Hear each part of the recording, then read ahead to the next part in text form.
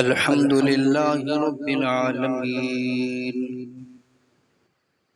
والعاقبة للمتقين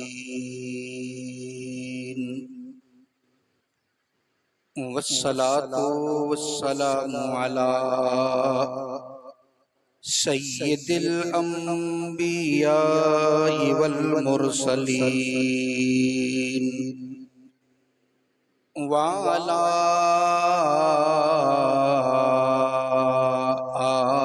آله وأصحابه أجمعين أما بعد فأعوذ بالله من الشيطان الرجيم بسم الله الرحمن الرحيم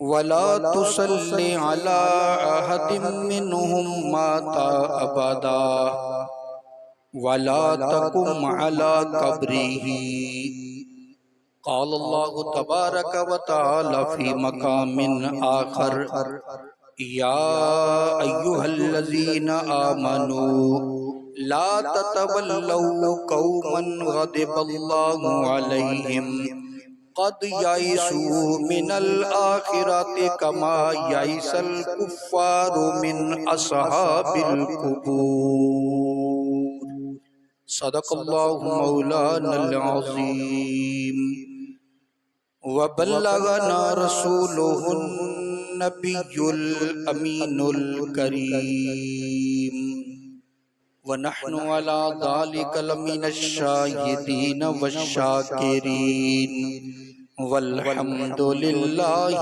رب العالمین۔ بڑی محبت سے درود و سلام۔ الصلاۃ والسلام علیک یا سیدی یا رسول اللہ وعلی آلک واصحابک سیدی یا حبیب اللہ۔ الصلاۃ والسلام علیک یا شفیع المذنبین وعلی آلک واصحابک یا راحت العاشقین۔ گرامی قدر معزز سامعین اور حاضرین حضرات، السلام علیکم ورحمۃ اللہ وبرکاتہ۔ آج کے خطبہ جمعۃ المبارک میں بڑا اہم موضوع جو کہ وقت کی ضرورت تھی وہ بیان کر رہا ہوں۔ اللہ حق سچ کہنے کی توفیق عطا فرمائے۔ اللہ کریم نے ارشاد فرمایا یا ایھا الذین آمنوا لا تتولوا قوما غضب اللہ علیہم، اے ایمان والو اس قوم کے پیچھے نہ چلو، اس قوم کی طرف نہ لوٹو جن پر اللہ کا غضب ہوا۔ قد یئسوا من الآخرۃ، وہ آخرت سے مایوس ہو چکے ہیں۔ کما یئس الکفار من اصحاب القبور، جس طرح کافر لوگ قبروں والوں سے مایوس ہو چکے ہیں۔ یہ قرآن ہے کہ وہ اس طرح آخرت سے مایوس ہو چکے ہیں جس طرح کافر لوگ قبروں والوں سے مایوس ہو چکے ہیں۔ کما یئس الکفار من اصحاب القبور، جس طرح کافر قبروں والوں سے مایوس ہو چکے ہیں۔ قرآن مجید فرقان حمید کی اس آیت کریمہ سے ترجمہ سننے کے بعد آپ لوگوں کو اس بات کا اچھے طریقے سے پتہ چل گیا ہوگا کہ اس آیت کا سادہ سا مطلب یہ ہے کہ قبروں والوں سے کافر مایوس ہوتا ہے، مسلمان نہیں ہوتا۔ قبروں والوں سے کافر مایوس ہوتا ہے، مسلمان مایوس نہیں ہوتا۔ یہ تو اللہ کا فرمان ہے۔ اور دوسرا، پروردگار عالم نے میرے مدنی کریم صلی اللہ تعالی علیہ وسلم سے ارشاد فرمایا کہ پیارے محبوب جب یہ منافق مر جائیں، منافق جب مرے، لا تصلی علی احد منہم مات ابدا، ان میں سے اگر کوئی مر جائے تو کبھی بھی ان کا جنازہ نہیں پڑھنا، ولا تصلی علی احد منہم مات ابدا، ان میں سے اگر کوئی مر جائے تو جنازہ نہیں پڑھنا، ولا تقم علی قبرہ، اس کی قبر پہ کھڑے بھی نہیں ہونا،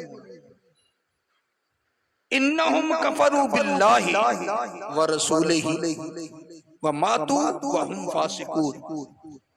اللہ فرماتا ہے اس لیے کہ ان لوگوں نے اللہ اور اس کے رسول کے ساتھ کفر کیا ہے اور نافرمان ہونے کی حالت میں ان کو موت آئی۔ اب یہ سورہ توبہ کی آیت نمبر 84 ہے جو میں نے پڑھی، اس میں صاف الفاظ ہیں۔ اللہ فرماتا ہے کہ محبوب پیارے، پیچھے ذکر کافروں کا، منافقوں کا ہو رہا ہے کہ یہ جو منافقین ہیں نا، یہ بڑے برے ہیں جنہوں نے مسجد درار بنائی تھی۔ پیارے محبوب ان میں سے کوئی مر جائے، ان کی قبر پہ کھڑے نہیں ہونا، ان کا جنازہ نہیں پڑھنا۔ اب اللہ تو میرے نبی کو منافقوں کی قبر پہ کھڑے ہونے سے روک رہا ہے اور تم مسلمانوں کی قبروں پہ کھڑے ہونے سے روک رہے ہو۔ اگر مطلقاً کسی قبر پہ بھی کھڑے ہونا گناہ تھا تو پھر تو اللہ مطلقاً فرما دیتا پیارے محبوب کسی کی قبر پہ بھی کھڑے نہیں ہونا۔ جب اللہ وضاحت کر رہا ہے کہ ان کا جنازہ نہیں پڑھنا، ان کی قبر پہ کھڑے نہیں ہونا، اس کا مطلب یہ ہوا جب اللہ نے ان کی وضاحت کر دی کہ ان کی قبر پہ کھڑے نہیں ہونا، ان کا جنازہ نہیں پڑھنا، اس کا منطقی نتیجہ کیا ہے؟ ان کا نہیں پڑھنا مسلمانوں کا پڑھنا ہے، ان کی قبر پہ کھڑے نہیں ہونا، مسلمانوں کی قبر پہ کھڑے ہونا ہے۔ اور دوسرا، یہ بات واضح ہو گئی کہ ہم لوگ، اب آئیے اصل موضوع جو ہے میں اس کی طرف آ رہا ہوں کہ کچھ لوگ قبروں کے حوالے سے ہم پہ طرح طرح کے الزام لگاتے ہیں، کہتے ہیں کہ تم قبروں کو پوجتے ہو، حالانکہ یہ بات کئی مرتبہ وضاحت کر چکا ہوں اور ہمارے علماء کرتے رہتے ہیں کہ اللہ کے بغیر کسی اور کی ہم پوجا نہیں کرتے، نہ زندہ کی نہ قبر والے کی، پوجا کرتے ہیں تو صرف وحدہ لا شریک۔ اذان میں کہتے ہیں اشہد ان لا الہ الا اللہ، میں اس بات کی گواہی دیتا ہوں کہ اللہ کے علاوہ کوئی عبادت کے لائق ہی نہیں، کوئی معبود ہی نہیں۔ ہر نماز کے بعد ہم کلمہ پڑھتے ہیں، ذکر کی محفل ہوتی ہے اس میں بار بار نہیں پڑھتے لا الہ الا اللہ، اللہ کے بغیر کوئی معبود نہیں۔ بھئی ہم تو کسی کو نہیں پوجتے، نہیں تم قبروں کو پوجتے ہو، تم قبروں پہ نہیں جاتے، قبروں پر کیا لینے جاتے ہو؟ بس یہ بات ہے، اگر قبروں پہ جانا، قبروں کو پوجنا ہو گیا تو پھر میں ابھی کچھ حدیثیں پڑھوں گا، مجھے اس کا مطلب بیان کروں۔ جب وضاحت کر دی کہ ہم پوجتے نہیں، قبروں کو نہیں پوجتے اور قبروں کو چومنا بھی نہیں، اعلی حضرت رحمت اللہ تعالی علیہ نے منع فرمایا، فتویٰ ہے باقاعدہ،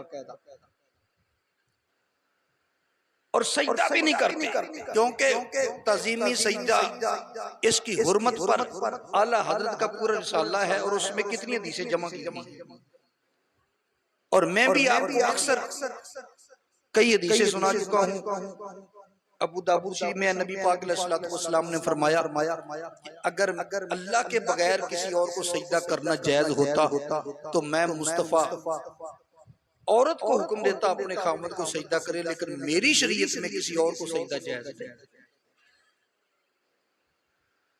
تو سجدہ بھی نہیں کرتے۔ او نہیں جی، آپ قبروں پہ جاتے تو ہیں نا، اچھا قبروں پہ جانا بھی جرم ہے؟ یہ بات ذرا وضاحت طلب ہے۔ آپ قبروں پہ جاتے ہیں، بھئی مجھے یہ بتا دو، ایک ہے قبر کو پوجنا، ایک ہے قبر پہ سجدہ کرنا، ان دونوں چیزوں کی جب ہم تردید کر دیں، اس کے بعد ہم پہ یہ الزام لگ جائے کہ تم قبروں کو پوجتے ہو، ہم کہتے ہیں ہم تو نہیں پوجتے، لیکن جھوٹا الزام لگا کر تم اپنی قبروں کو گندی تو نہ کرو۔ ہم نہیں پوجتے قبروں، لیکن پھر بھی کچھ لوگ کہتے ہیں نہیں جی تم پوجتے ہو، تمہیں ضرورت کیا ہے قبروں پر جانے کی، تم جاؤ ہی نہ۔ میں کئی مرتبہ پوچھا کرتا ہوں قبر پر جانا تو گناہ ہے، قبر کے اندر جانا اس کے بارے میں کیا ہوگا؟ قبر پر جانا تو گناہ ہے، تو قبر کے اندر جانا کیا ہوگا؟ یہ ہے سمجھنے کی باتیں۔ میں نے پچھلے جمعے عرض کیا تھا علماء کو مسئلے کو سلجھانا چاہیے، الجھانا نہیں چاہیے، لیکن کیا کریں آج کل ہر مسئلے کو الجھانے والے زیادہ ہیں، سلجھانے والے کم ہیں۔ جب ہم نے یہ وضاحت کر دی کہ ہم قبروں کو نہیں پوجتے، نہ قبروں کو پوجتے ہیں، نہ کسی زندہ کو، نہ کسی پیر کو، نہ کسی فقیر کو، نہ کسی نبی کو، نہ کسی فرشتے کو، ہم کسی کو نہیں پوجتے، پوجا صرف اللہ کی ہے، تعظیم اللہ کے پیاروں کی ہے۔ پوجا اور تعظیم میں فرق ہے، عبادت اللہ کی، پوجا پرستش اللہ کی، تعظیم اللہ کے پیاروں کی۔ اللہ کے پیاروں کی عبادت تو ہو نہیں سکتی، تو پھر تم قبروں میں کیا لینے جاتے ہو قبروں پر؟ آئیے چند احادیث سنتے جائیے۔ کیا نہیں جانا چاہیے قبرستان؟ قبروں کی زیارت نہیں کرنی چاہیے؟ اور پہلی بات یہ ہے، میں اس لیے حدیث نہیں پڑھنے لگا کہ داتا علی اجمیری کے مزار پہ کیوں جاتے ہو، خواجہ اجمیری کے مزار پہ کیوں جاتے ہو، وہاں جانا جائز ہے کہ نہیں، فلاں مزار پہ جانا جائز ہے کہ نہیں، زیارت کے لیے مزار کی۔ میں ابھی ان اللہ والوں کی بات تو نہیں کرتا، میں عام آدمی کی بارے میں بات کر رہا ہوں۔ عام آدمی کی قبر کا حکم کیا ہے، ہم جیسے گناہگاروں کی قبر کا حکم کیا ہے؟ یوں کر لو، حضرت سیدنا بریدہ رضی اللہ تعالیٰ عنہ حدیث بیان کرتے ہیں، نبی پاک علیہ السلام نے فرمایا، مسلم شریف کی حدیث نمبر 977 اور ابو داؤد شریف کی حدیث نمبر 3235، نبی پاک علیہ السلام نے ارشاد فرمایا، کنت نہیتکم عن زیارت القبور فزوروها، اور فرمایا میں نے تمہیں قبروں کی زیارت کرنے سے منع کیا تھا، اب کیا کرو۔ اب یہاں داتا صاحب کی قبر کی بات نہیں، خواجہ صاحب کی قبر کی بات نہیں، کسی نبی ولی کی قبر کی بات نہیں، عام قبروں کی بات ہے۔ جب عام قبروں کی زیارت کرنا ثابت ہوگی تو اللہ والوں کی قبر کی زیارت کرنا بطریق اولا ثابت ہو جاتی ہے، انبیاء کی قبر کی زیارت کرنا بطریق اولا ثابت ہو جاتی ہے۔ نبی پاک علیہ السلام نے ارشاد فرمایا، کنت نہیتکم عن زیارت القبور فزوروها، فرمایا میں نے تمہیں قبروں کی زیارت کرنے سے منع کیا تھا، میں نے تمہیں روکا تھا قبروں کی زیارت نہ کیا کرو، لیکن اب میں مصطفیٰ تمہیں اجازت دیتا ہوں کہ تم قبروں کی زیارت کیا کرو۔ اب اگر کوئی تم سے پوچھے کہ کیوں جاتے ہو قبرستان، اسے بتاؤ کہ ہمیں نبی پاک کا حکم ہے، جس کا کلمہ پڑھا ہے اس کا حکم ہے، بتاؤ اب ہم کدھر جائیں؟ میرے آقا کا فرمان ہے میں نے روکا تھا پہلے، ابتدا میں روکا تھا کیونکہ ابھی مسلمانوں کے عقیدے مضبوط نہیں ہوئے تھے، ابھی ان کے لیے وضاحتیں چاہیے تھی، ابھی ان کے لیے کچھ احتیاطیں تھیں۔ جب وہ احتیاطیں ختم ہو گئیں، یہ مثال کے طور پہ ایک ڈاکٹر ہے، حکیم ہے، ایک آدمی ہے وہ بیمار ہے، اس نے علاج شروع کیا تو وہ کہتا ہے فلاں فلاں چیز نہیں کھانی، پھر ایک وقت آتا ہے وہ سمجھتا ہے کہ اب یہ کھا لے تو کوئی حرج نہیں، تو وہ اجازت دے دیتا ہے کھا لو۔ تو میرے آقا علیہ السلام نے لوگ نئے نئے مسلمان ہو رہے تھے تو ان کے پرانے عقیدے تھے، اس لیے ذرا سختی کر کے پہلے قبروں کی زیارت سے منع کر دیا۔ اب دیکھا کہ یہ لوگ سمجھ چکے ہیں ہر مسئلے کو، فرمایا فزوروہا، فرمایا اب زیارت کیا کرو۔ اچھا اس میں مطلقاً فرما دیا زیارت کیا کرو اور کوئی بھی دلیل نہ ہو، کیا یہ حدیث کافی نہیں مسلم شریف اور ابو داؤد شریف کی اور نسائی شریف کی؟ حدیث سیاستہ کی 3 کتابوں میں ہے کہ میں نے روکا تھا، اب میں ہی کہتا ہوں کیا کرو زیارت۔ اب اس میں سبب نہیں بیان کیا۔ اور اگلی حدیث جامع ترمذی شریف کی 1056 حدیث نمبر اور مصنف ابن ابی شیبہ کی 11809 حدیث نمبر، نبی پاک علیہ الصلوۃ والسلام نے ارشاد فرمایا قد نہیتکم عن زیارت القبور، میں نے تمہیں قبروں کی زیارت سے منع کیا تھا کہ قبر کی زیارت نہ کیا کرو۔ فرمایا فقط اذن لمحمد فی زیارت قبر امہ فزورها، فرمایا پہلے میں نے تمہیں قبروں کی زیارت سے منع کیا تھا، اب زیارت کیا کرو، اس لیے کہ میں محمد کو اپنی والدہ کی قبر کی زیارت کی اجازت مل گئی ہے۔ میرے آقا نے فرمایا میں محمد کو اپنی والدہ کی قبر کی زیارت کرنے کی اجازت مل گئی ہے، تم بھی زیارت کیا کرو۔ فَإِنَّهَا تُذَكِّرُ الْآخِرَةَ، قبروں کی زیارت کرنے کا فائدہ کیا ہوگا؟ یہ تمہیں آخرت یاد کروائے گا۔ قبر جو ہے جب تم کسی قبر کی زیارت کرو گے تمہیں آخرت یاد آئے گی۔ کیا مطلب؟ تمہیں پتا ہوگا کہ یہ جو جس کی قبر پہ میں آیا ہوں یہ جو قبر کے اندر ہے ایک دن یہ قبر سے باہر تھا، یہ قبر سے باہر تھا، اب یہ چلا گیا اندر قبر کے۔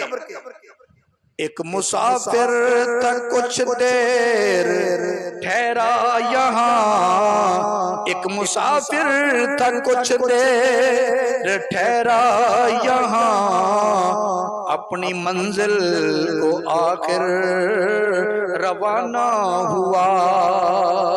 ایک مقاتل تھا کچھ دیر، ایک مسافر تھا کچھ دیر ٹھہرا یہاں، اپنی منزل کو آخر روانہ ہوا۔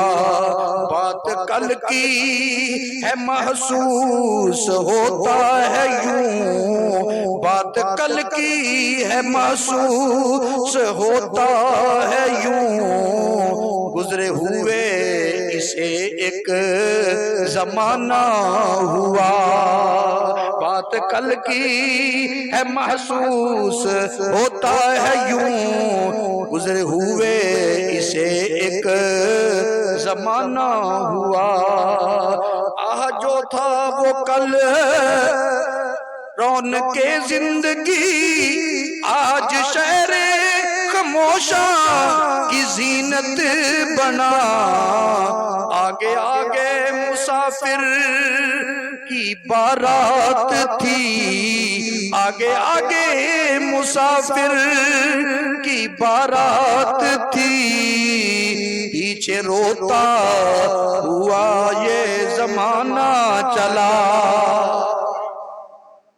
جب اتارا قبر میں کہا کان میں، جب اتارا قبر میں کہا کان میں، اب ہماری گلی میں نہ آنا کبھی،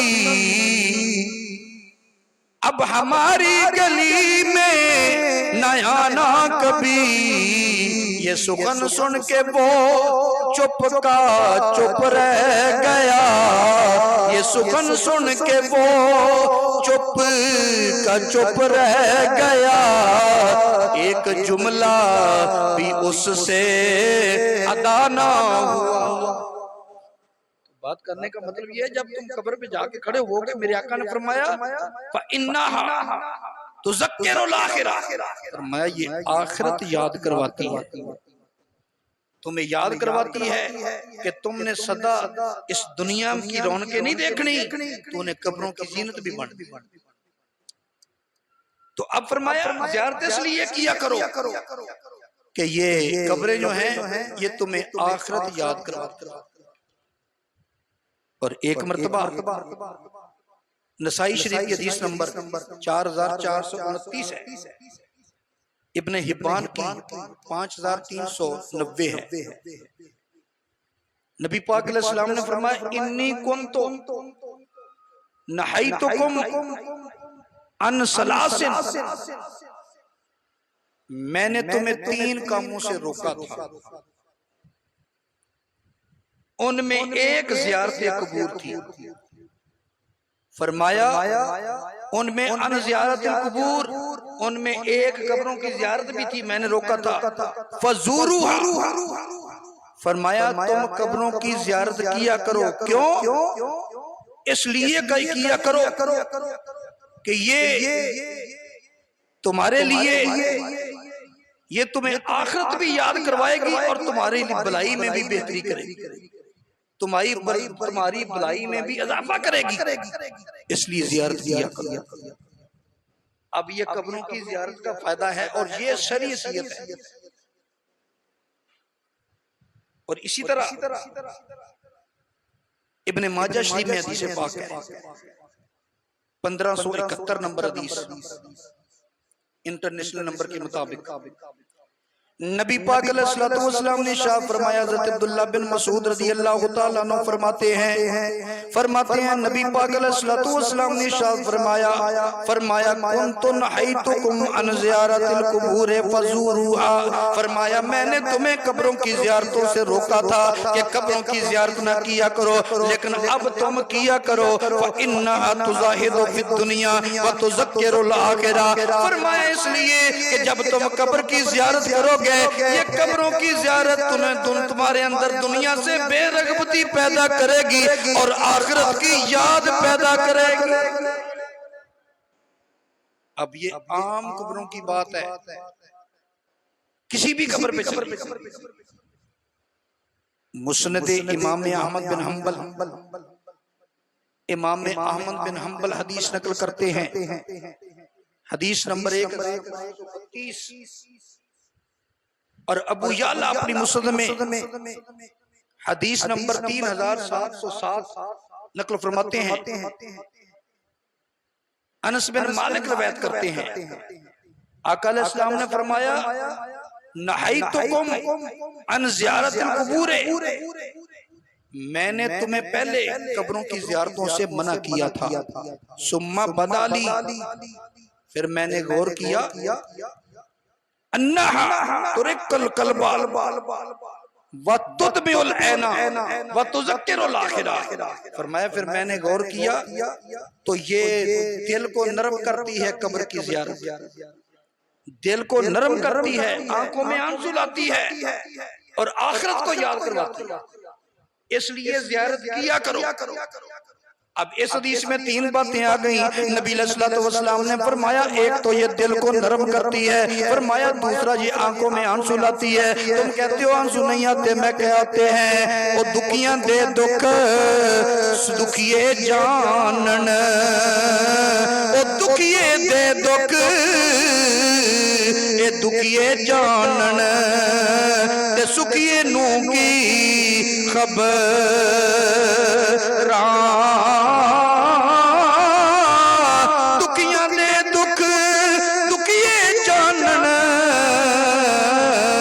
سکھیے نو کی خبر،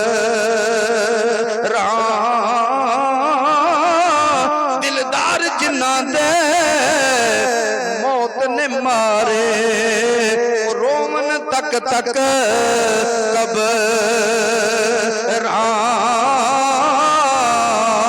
او دلدار جنہ دے موت نے مارے او روندے تک قبراں۔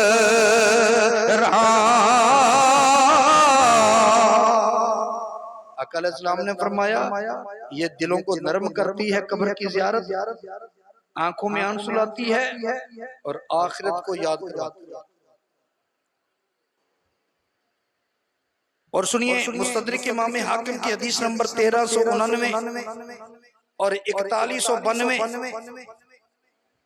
حضرت بریدہ رضی اللہ تعالیٰ عنہ فرماتے ہیں زار النبی صلی اللہ علیہ وسلم قبر امہ ہی، میرے آقا علیہ السلام نے اپنی والدہ کی قبر کی زیارت کی، فی الف مقنعین، 1000 مجاہد ساتھ تھا، اکیلے نہیں کی، 1000 مجاہد جہاد کرنے والے ساتھ تھے۔ فرماتے ہیں فَلَمْ يُرَى بَاقِيًا اکثر من یومئذ، کہتے ہیں جتنا نبی علیہ السلام کو اس نے روتے ہوئے دیکھا، اتنا روتے ہوئے کبھی نبی علیہ السلام کو ہم نے نہیں دیکھا۔ صحابی فرماتے ہیں جس دن اپنی ماں کی قبر کی پر تشریف لائے، جتنا میرے آقا صلی اللہ علیہ وسلم روئے قبر پر، اپنی والدہ کی قبر پہ روئے، اور جتنا روتے اس دن دیکھا، فرماتے ہیں اتنا روتے ہوئے ہم نے کبھی بھی نبی علیہ السلام کو نہیں دیکھا۔ اور پھر سیدہ عائشہ صدیقہ اب کہتا تم کیا لینے جاتے ہو؟ بھئی ایک تو اس لیے جاتے ہیں، میرے مدنی کریم صلی اللہ علیہ وسلم نے فرمایا کہ قبروں کی زیارت کیا کرو، روکا تھا اب کیا کرو۔ دوسرا نبی علیہ السلام نے فرمایا یہ آخرت کو یاد کرواتی ہیں، تیسرا فرمایا یہ دنیا سے بے رغبتی پیدا کرتی ہیں، اور چوتھا یہ فرمایا یہ دلوں کو نرم کرتی ہیں، آنکھوں میں آنسو پیدا کرتی ہیں، اور یہ بھی فرمایا آخرت کو یاد کرواتی ہے، اور خود نبی علیہ السلام والدہ کی قبر پہ تشریف لائے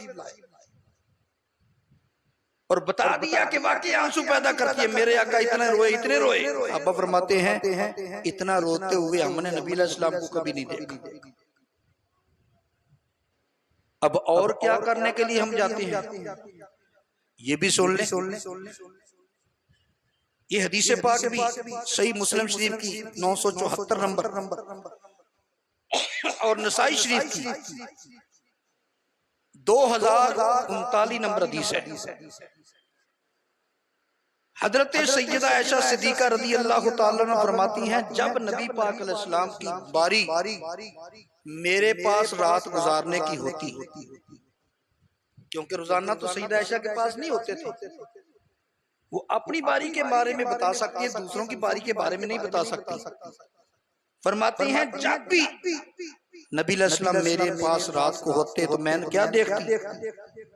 یخرج من آخر اللیل الی البقیع، رات کے آخری حصے میں میرے آقا علیہ السلام جنت البقیع قبرستان میں چلے جاتے، وہ بقیع قبرستان ہے مدینہ شریف کا، اس قبرستان میں چلے جاتے تو وہاں جا کر سلام کرتے، پھر دعا کیا مانگتے؟ اللہم اغفر لأہل البقیع الغرقد، وہاں ایک غرقد کا درخت تھا، اس وجہ سے اس بقیع کو بقیع الغرقد کہا جاتا تھا، تو یا اللہ بقیع الغرقد والوں کو بخش دے۔ میرے آقا قبرستان اس لیے جاتے تھے کہ ان کی بخشش کی دعا کرتے تھے، اسی لیے ہم قبرستان جاتے ہیں، ہم ان کی بخشش کی دعا کرتے ہیں۔ اب میری بات کو سمجھو، بخشش کی دعا مانگنے کے لیے قبرستان جانا یہ میرے مصطفیٰ کی سنت ہے۔ سیدہ عائشہ فرماتی ہیں جس دن بھی میرے پاس آپ کی باری ہوتی، میرے مدنی کریم صلی اللہ علیہ وسلم ضرور ایسا کرتے کہ وہ بقیع کی طرف رات کے آخری حصے میں جاتے اور وہاں جا کر اللہ کی بارگاہ میں دعا کرتے اللہم اغفر لأہل البقیع الغرقد، یا اللہ یہ بقیع غرقد والوں کی بخشش فرما، ان کو بخش دے۔ اب ابو داؤد شریف اور مشکاہ شریف کی حدیث ہے، باب و زیارت القبور، میرے آقا علیہ السلام نے فرمایا من زار قبر ابویہ او احدہما فی کل جمعۃ غفر لہ وکتب برا، میرے آقا علیہ السلام نے فرمایا جو آدمی ہر جمعے کے دن اپنے والدین یا دونوں میں سے ایک کی قبر کی زیارت کرنے کے لیے جاتا ہے، زیارت کرتا ہے، اللہ اس کے گناہ بھی معاف کرتا ہے، اللہ اس کو نیکوں میں بھی لکھ دیتا ہے۔ اب بتاؤ پھر قبروں کے پاس جانے کا کوئی فائدہ ہوا کہ نہیں ہوا؟ مقصد یہ ہے اور فائدہ یہ ہے۔ اب اور دیکھیے صحابہ کا طریقہ کیا ہے۔ حافظ ابن حجر اسقلانی فتح الباری میں، امام بخاری مسلم کے استاد ابو بکر ابن ابی شیبہ مصنف ابن ابی شیبہ میں حدیث نقل کرتے ہیں، اور اس کے ساتھ البدایہ والنہایہ میں علامہ ابن کثیر نقل کرتے ہیں، حدیث سند صحیح ہے۔ زمانہ تھا مروان کا دور حکومت تھا، وہ مدینہ شریف آیا، میرے نبی کی قبر انور پہ آیا تو اس نے دیکھا رآ رجلاً واضعاً وجہہ علی قبر رسول اللہ صلی اللہ علیہ وسلم، اس نے ایک آدمی کو دیکھا جو میرے نبی کی قبر انور پر چہرہ رکھ کے بیٹھا تھا۔ رآ رجلاً، اس نے ایک آدمی کو دیکھا، واضعاً وجہہ، جو رکھے ہوا تھا اپنا چہرہ علی قبر رسول اللہ، میرے نبی کے قبر انور پر چہرہ رکھ کے بیٹھا ہوا تھا۔ مروان پہچان نہ سکا یہ کون ہے، اس نے آ کر گردن سے پیچھے سے پکڑا، اس نے کہا یہ کیا کر رہا ہے، یہ کیا کر رہا ہے؟ اس نے پیچھے مڑ کے کہا مروان جئت رسول اللہ صلی اللہ علیہ وسلم ولم آت الحجر، میں اللہ کے رسول کے پاس آیا ہوں، کسی پتھر کے پاس نہیں آیا۔ اب آیا تو قبر پر تھا۔ اب یہ بھی بتاؤں وہ تھا کون؟ وہ میرے نبی کے میزبان صحابی حضرت سیدنا ابو ایوب انصاری۔ جب مروان نے دیکھا نا بھی کون ہے، یہاں سے پکڑا، وہ کیا کر رہا ہے، جب دیکھا تو وہ ہوا ابو ایوب انصاری۔ ابو ایوب انصاری میرے نبی کے میزبان صحابی، مدینہ شریف میں سب سے پہلے جو میزبان بنے تھے وہ تھے۔ وہ کہنے لگے او مروان جئت رسول اللہ صلی اللہ علیہ وسلم ولم آت الحجر، اور فرمایا میں کسی پتھر کے پاس نہیں آیا، میں تو اللہ کے رسول کے پاس آیا۔ یہاں پر ایک بات کرتا جاؤں، حضرت سید منظور شاہ صاحب رحمت اللہ علیہ سائی بال والے بڑے عاشق رسول تھے، بہت بڑے عالم دین تھے، فاتح سید ان کو کہا جاتا تھا۔ میں نے ان کا بیان سنا، وہ فرما رہے تھے کہ میں نے حدیث پاک پڑھی کہ من زارہ قبری وجبت لہ شفاعتی، نبی علیہ السلام نے فرمایا جس نے میری قبر کی زیارت کی میں اس کی شفاعت کروں گا۔ تو میں نے عرض کیا یار، میں نے دل میں خیال کیا میں نے 50 حج کیے ہیں یا 55 حج کیے ہیں، لیکن میں تو کبھی قبر کی زیارت نہیں کر سکا، صرف روضہ شریف دیکھتا ہوں، اندر تو کوئی دیکھ نہیں سکتا، کیونکہ روضہ شریف کے اندر تو قبر انور نہیں، اس کے نیچے سیدہ عائشہ کے حجرے کی چھت ہے، چھت کے نیچے قبر ہے، تو دیکھ نہیں سکتا کوئی، تو یہ نام ہمیں ملے گا کہ نہیں؟ فرماتے ہیں میری آنکھ لگ گئی، اللہ کے محبوب تشریف لے آئے، فرمایا منظور شاہ فکر نہ کر، جو اس ایریے میں آ گیا اس پر بھی میری شفاعت واجب ہوگی۔ اب دیکھیے جو حوالہ پڑھنے لگا تھا وہ سن لیں، البدایہ والنہایہ مصنف ابن ابی شیبہ فتح الباری ابن حجر اسقلانی کی، زمانہ تھا عمر فاروق رضی اللہ تعالیٰ عنہ کا، بارش نہیں ہو رہی تھی، ایک صحابی رسول جن کا نام تھا بلال بن حارث المزنی رضی اللہ تعالیٰ عنہ، نبی پاک علیہ السلام کی قبر انور پہ آئے، آ کے عرض کرنے لگے یا رسول اللہ استسق اللہ لامتک فانہم قد ہلکوا، یا رسول اللہ امت مرنے کے قریب جا چکی ہے، رب سے بارش تو لے دو۔ وہ کر کے آ گئے، خواب میں میرے آقا تشریف لے آئے، فرمایا اے بلال بن حارث مزنی میری قبر پہ آیا تھا؟ ہاں یا رسول اللہ آیا تھا۔ فرمایا بارش مانگی تھی؟ آقا مانگی تھی۔ فرمایا عمر کو میرا سلام کہہ دینا ان قریب بارش آ جائے گی۔ اب صحابی رسول ہیں، زمانہ عمر فاروق کا ہے، اور قبر پہ جا کر عرض کر رہے ہیں یا رسول اللہ استسقِ اللہ علی امت کا فإنہم قد ہلکوا۔ وہ میرے بھائی صحابی کو پتہ نہیں تھا توحید کیا ہوتی ہے، تو صحابی کو نہیں پتہ تھا، وہ صحابی کیونکہ اس وقت سب سے افضل میرے نبی کی ذات تھی، صحابہ میرے نبی کی قبر پہ جاتے تھے، انہوں نے بتا دیا افضل کی قبر پہ فیض لینے کے لیے جایا جا سکتا ہے، تو میرے بھائی ہم ولیوں کی قبروں پہ چلے جائیں فیض لینے کے لیے تو شرک کیسے ہوا؟ ہم داتا علی جویری کے مزار پہ جائیں، آج ان کا عرس ہے، آج دعا ہوگی رات، تو ایک آدمی اس نیت سے ان کی قبر کی زیارت کرنے کے لیے چلے جائیں، تو مجھے بتا اس میں شرک کہاں سے آ گیا اور گناہ کہاں سے آ گیا اور شریعت کا انکار کہاں سے آ گیا؟ یہ تو شریعت ہے۔ اور سنو بخاری شریف کا مقدمہ، امام بخاری کے حالات جس نے بھی مقدمہ لکھا، شارحین نے جو مقدمہ لکھا، ہر ایک نے، غیر مقلدین اہل حدیث دوستوں کے بہت بڑے عالم علامہ وحید الزمان نے بھی لکھا۔ ایک مرتبہ بارش نہیں ہو رہی تھی سمرقند میں، خرطنگ میں امام بخاری کی قبر انور ہے، تو سمرقند میں بارش نہیں ہو رہی تھی، تو اس حاکم سمرقند کے پاس ایک آدمی آیا، اس نے آ کر کہا بارش نہیں ہوتی، طریقہ تجھے میں بتاتا ہوں، یوں کرو کہ امام بخاری کی قبر پہ چلے جاؤ، وہاں جا کر صاحب قبر کا وسیلہ پیش کرو، بارش آ جائے گی۔ وہ اکٹھے ہو کر امام بخاری کی قبر پہ گئے، وہاں جا کر جب انہوں نے بارش کی دعا مانگی اور امام بخاری کا وسیلہ پیش کیا تو اللہ نے بارش نازل فرما دی، اتنی بارش آئی کہ 7 دن لوگ گھروں سے نہیں نکل سکے، مسلسل بارش۔ میرے بھائی اب بتاؤ، وہ امام بخاری ہیں، ان کی قبر پہ جانے والے وہ بارش مل سکتی ہے، تو داتا جویری کے مزار پہ جانے سے کچھ بھی نہیں ملتا۔ حافظ ابن حجر اسقلانی کے مایہ ناز شاگرد امام سخاوی رحمت اللہ تعالی علیہ القول البدیع میں نقل فرماتے ہیں، ایک تاجر تھا، اس کے 2 بیٹے تھے، ایک تاجر کے 2 بیٹے تھے، تو جب تاجر کا انتقال ہو گیا، آپ جانتے ہیں جب باپ مر جائے تو اولاد آپس میں اس جائیداد کو تقسیم کرتی ہے، نہ شریعت روکتی ہے نہ عدالت روکتی ہے، بلکہ وہ تو حصہ جس کا ہے وہ ملنا ہے اس کو۔ تو اس کے جب حصہ، اس کے 2 بیٹے تھے، جب جائیداد تقسیم ہوئی تو اس کی جائیداد میں میرے آقا صلی اللہ علیہ وسلم کے 3 بال مبارک بھی تھے۔ جب ساری جائیداد تقسیم ہو گئی، اب بال تقسیم ہونے لگے تو ایک بھائی نے ایک بال لے لیا، دوسرے نے دوسرا لے لیا، اب تیسرا بال باقی تھا۔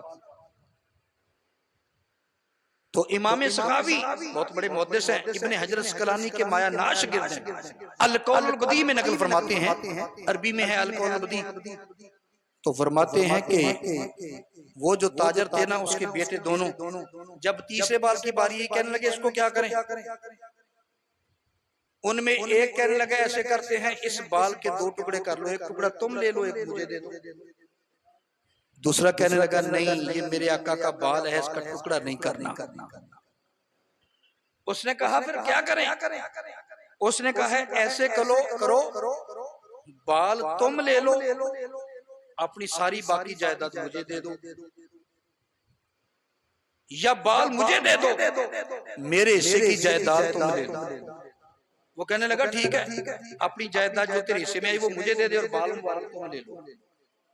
اس نے وہ بال لے لیا، ساری جائیداد اپنے دوسرے بھائی کو دی، ایک بال مبارک کے بدلے اس نے تو جائیداد دی، لوگ تو جان دے دیتے، ایک بال مبارک کے بدلے۔ عرصہ گزرا، اس کی موت کا وقت آ گیا، وصال ہوا۔ اس زمانے میں ایک اللہ کے ولی کو میرے نبی کی زیارت ہوئی، آقا علیہ السلام نے فرمایا اگر تو چاہتا ہے دوبارہ بھی میری زیارت ہو تو صبح اعلان کر دو کہ لوگوں تمہیں کوئی بھی پرابلم ہو، کوئی بھی مشکل ہو، اس مرد قلندر کی قبر کے پاس آ کر دعا کیا کرو۔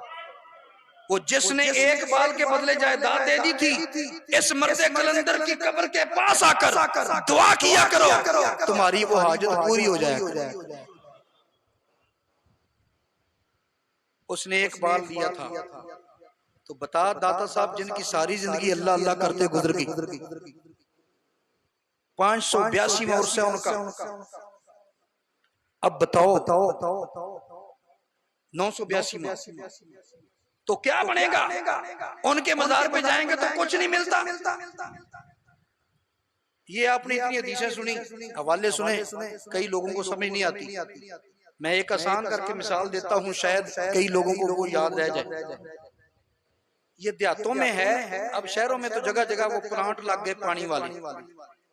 دیہاتوں میں ہم لوگ ایسے کرتے ہیں کہ وہ نہر کے اوپر جو نلکا لگا ہوتا ہے نا، وہاں سے کین بھر بھر کے پانی کا لاتے ہیں. کئیوں سے پوچھا، بھئی یہ جو لوگ کہتے ہیں نا تم دادا صاحب کیا لینے جاتے ہو، اللہ یہاں نہیں سنتا تمہاری، وہاں کیا لینے جاتے ہو، اللہ تمہاری یہاں بات نہیں قبول کرتا، یہاں دعا قبول نہیں کرتا، یہاں نہیں دیتا، وہاں کیا لینے جاتے ہو. تو میں کہتا ہوں کہ وہ جو پانی نہر سے لے کر آئے ہو، اس نلکے کا پانی بھی اللہ نے پیدا کیا. جو تمہارے گھر میں نلکا ہے اس کا پانی بھی اللہ نے پیدا کیا، یہ کیوں نہیں پیتے؟ کہتے ہیں جی یہ ذرا نا ثقیل ہو گیا ہے، یہ معدے کو خراب کرتا ہے، تو اس لیے جو نہر کا پانی ہے نا اس کی تاثیر اچھی ہے، اس لیے اس کی بھئی وہ بھی اللہ نے پیدا کیا، یہ بھی اللہ نے پیدا کیا، تو تاثیر کا فرق کیسے ہو گیا؟ کہتے ہیں اصل میں اس کے قریب سے بڑی بھاری مقدار میں پانی گزرتا ہے، اس وجہ سے اس کی تاثیر اچھی ہے، اس لیے وہ پانی لے کر آتے ہیں. میں کہتا ہوں بس یہی وجہ ہے، اللہ دعا یہاں بھی قبول کرتا ہے، اللہ یہاں بھی عطا کرتا ہے، لیکن داتا صاحب اس لیے جاتے ہیں وہاں اللہ کی بھاری مقدار میں رحمتوں کا نزول ہوتا ہے،